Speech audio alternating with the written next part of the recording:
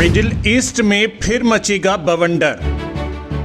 Israel की Hamas पर सबसे बड़ी एयर स्ट्राइक। ईरान के साथ भी इजराइल की बढ़ रही तनातनी। युद्ध के हालात में धर्म संकट में फंसे पीएम मोदी।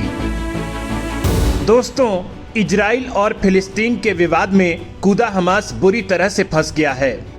उसे अब ना तो सूझ रहा है कि वो आगे बढ़े या अब वो अपने कदम पीछे खींचे।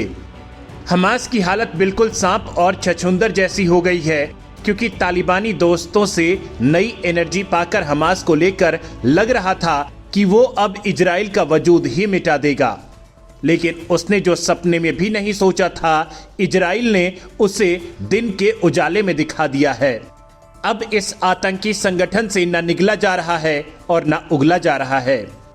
जैसे वक्त बीत रहा है, इजरायली सेना हमास के आतंकियों को जहन्नुम भेजने की रफ्तार और तेज करती जा रही है, और इसके लिए तो उसने बाकायदा चूहेदानी लगा दी है। बिल्कुल ठीक सुन रहे हैं दोस्तों, इजराइल के सामने हमास की हालत चूहे से ज्यादा कुछ नहीं है। और अब तो इजराइल को भारत का भी तगड़ा सपोर्ट मिल चुका है। मोदी तो खुले मंच से ऐलान कर चुके हैं और उनके साथ अब यूएई से लेकर सऊदी अरब भी आ चुके हैं। यहां तक कि तुर्की के खिलाफ ये तमाम मुस्लिम देश मोर्चा खोले हुए हैं, और आप जानते ही हैं कि तुर्की इस हमास का सबसे बड़ा रहनुमा है। लेकिन हमास के आतंकी हर बार मार खाने के लिए इजराइल को छेड़ ही देते हैं। उनको लगा था कि तालिबान का साथ मिल जाएगा, लेकिन वो भूल गए कि इजराइल का नाम लेने से भी आईएसआईएस भी कांप उठता है। दोस्तों, मैं आपको बताने वाला हूं कि इजरायली पीएम बेनेट कैसे इस बार हमास का नामो निशान मिटाने पर आमादा हैं, कैसे मोदी इजराइल के सपोर्ट में खुलकर सामने आ चुके हैं, और कैसे हमास के चूहे अब अपने सबसे बड़े कमांडर मूसा की मौत मारे जा रहे हैं। मैं आपको वीडियो में एक एक बातें बताने वाला हूं, लिहाजा वीडियो पर बने रहिए। क्या अब युद्ध होगा आर या पार? इजराइल ने दे दिया है तगड़ा अल्टीमेटम। दोस्तों, करीब 5 महीने से गाजा पट्टी पर शांति के बाद 14 सितंबर से भड़की जंग की चिंगारी बुझने के बजाय धीरे धीरे और धधकती जा रही है, और अब इस दुश्मनी के आग में आम लोग भी झुलस रहे हैं। हमास पर इजराइल के हमले से वेस्ट बैंक पर फिर तनाव बढ़ गया है। गाजा पट्टी पर इजरायली सेना के हमले में 5 बंदूकधारी फिलिस्तीनी मारे गए हैं। इजराइल ने यह हमला फिलिस्तीन आतंकी संगठन हमास के हथियारबंद लड़ाकों को पकड़ने के लिए किया था, लेकिन इसके बाद हमास भड़क गया और उसने वार्निंग दी कि वो फिलिस्तीनियों की मौत का बदला इजराइल से जरूर लेगा। हालांकि हमास की धमकी के बाद अब इजरायली राष्ट्रपति ने आर या पार का ऐलान कर दिया है, क्योंकि इस बार यह विवाद वेस्ट बैंक को लेकर हुआ है, और हमास की धमकी का जवाब इजराइल हर बार की तरह एयर स्ट्राइक से ही देता है। दरअसल अफगानिस्तान पर तालिबान के कब्जे के बाद से ही हमास में नया जोश आ गया है, और करीब 10 दिन पहले हमास और इजराइल के बीच लगातार 3 रातों तक लड़ाई चली थी। दोनों ओर से एक दूसरे पर हमले किए गए। हमास शासित क्षेत्रों से सिलसिलेवार दागे गए रॉकेट के जवाब में इजराइल के लड़ाकू विमानों ने गाजा पट्टी पर स्थित उसके कई ठिकानों पर हमले किए। इस महीने की शुरुआत में इजराइल की सबसे सुरक्षित मानी जाने वाली एक जेल से 6 फिलिस्तीनी आतंकी सुरंग के रास्ते भाग गए थे। इनके भागने की खुशी में गाजा की तरफ से इजराइल पर आग वाले गुब्बारे फेंके गए थे, जिसके बाद इजराइल ने भी हमला किया। इसके बाद फिर गाजा से रॉकेट दागे गए, जिसके जवाब में इजराइल ने आसपास से बम बरसाए। हालांकि सभी 6 कैदी बाद में पकड़ लिए गए। हालांकि ये जंग नया रूप ले चुकी है। वैसे भी वेस्ट बैंक को लेकर इजराइल और फिलिस्तीन का ये विवाद आज का नहीं बल्कि सालों पुराना है, और इसी दुश्मनी की वजह से इन दोनों के बीच एक लंबे समय से खूनी जंग चल रही है। साल 1967 के मध्य पूर्व युद्ध में इजराइल ने वेस्ट बैंक पर कब्जा किया था। कब्जे के बाद इजराइल ने इस इलाके में कई बस्तियां बनाई हैं, जिसमें 5 लाख लोग रहते हैं। इजराइल का दावा है कि धार्मिक आधार पर यह क्षेत्र उनके पूर्वजों का है, जबकि फिलिस्तीन वेस्ट बैंक को अपने राज्य का हिस्सा मानता है। फिलिस्तीन वेस्ट बैंक समेत पूर्वी यरूशलेम पर दावा जताता है। वहीं इजराइल यरूशलेम से अपना दावा छोड़ने को राजी नहीं है। लिहाजा अब आने वाले दिनों में वेस्ट बैंक में तनाव और बढ़ सकता है। दूसरा, अब ईरान और तुर्की को लेकर भी इजराइल बहुत आक्रामक है। क्योंकि ईरान इस वक्त परमाणु बम बनाने में जुटा है, तो तुर्की के राष्ट्रपति एर्दोगन मुस्लिम देशों के खलीफा बनने के चक्कर में हमास के आतंकियों को उकसा रहा है।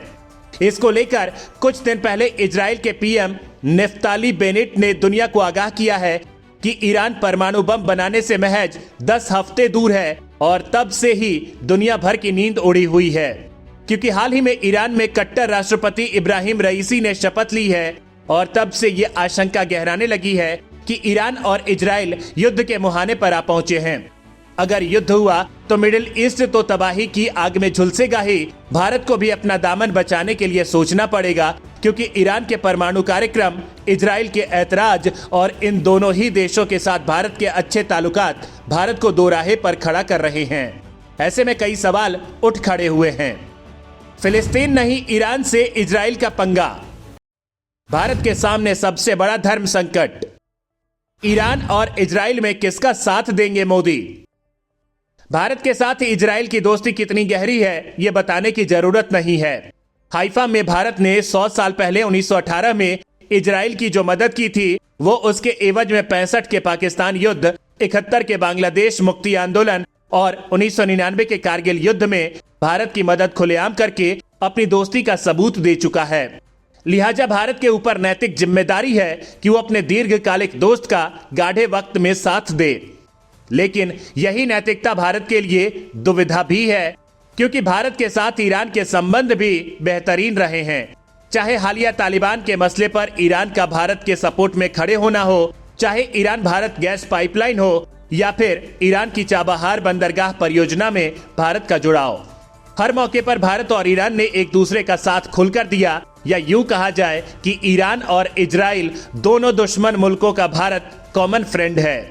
लेकिन ये दोनों दुश्मन मुल्क हालिया दौर में एक दूसरे के खून के प्यासे दिख रहे हैं।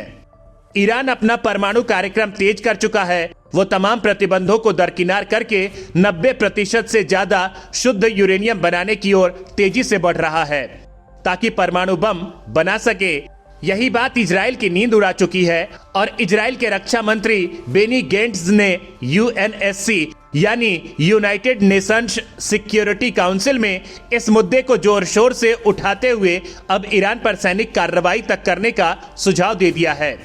दरअसल बेनी गेंट्स की बात में दम इसलिए लगता है क्योंकि अप्रैल में छपी international institute for strategic studies ने ईरान के मिसाइल भंडार के विश्लेषण के बाद चौंकाने वाला खुलासा किया था कि ईरान के पास जो मौजूदा मिसाइल हैं, उनकी रेंज करीब 1200 मील के करीब है। यानी ईरान की मिसाइल रेंज यूक्रेन, भारत या इथियोपिया तक है।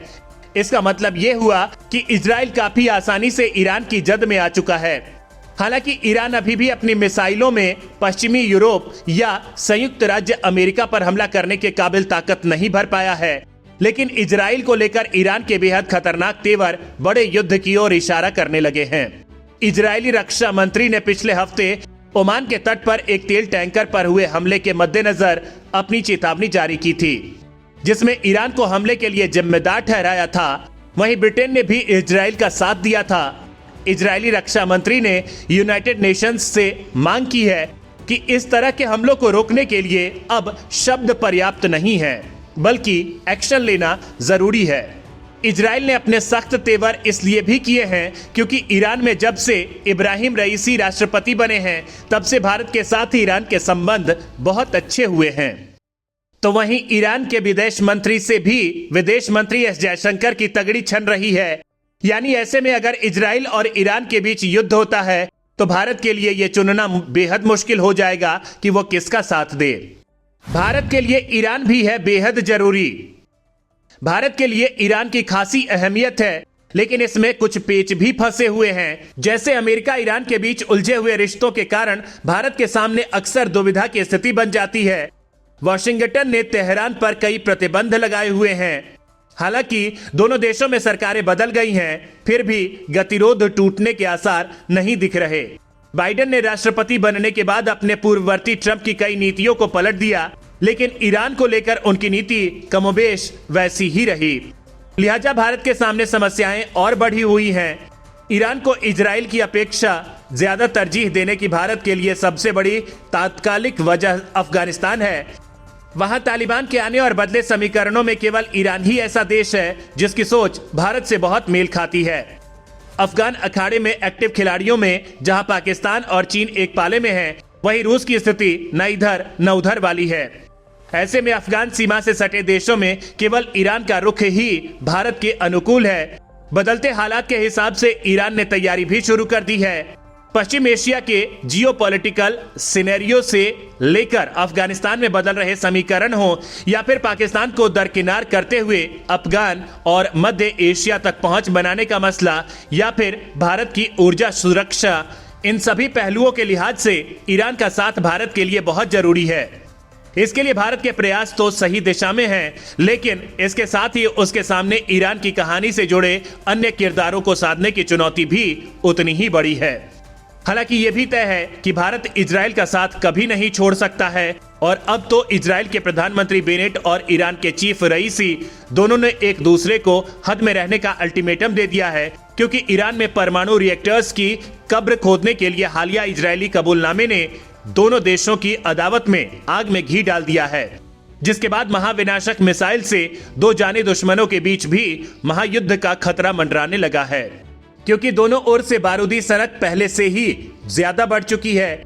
एक ओर इजराइल ने नई घातक मिसाइल की ताकत दिखाकर ईरान को इशारों इशारों में हद में रहने की धमकी दे दी, वहीं दूसरी तरफ ईरान है जो कि इजराइल को क्या सुपर पावर अमेरिका की भी सुनने को तैयार नहीं है।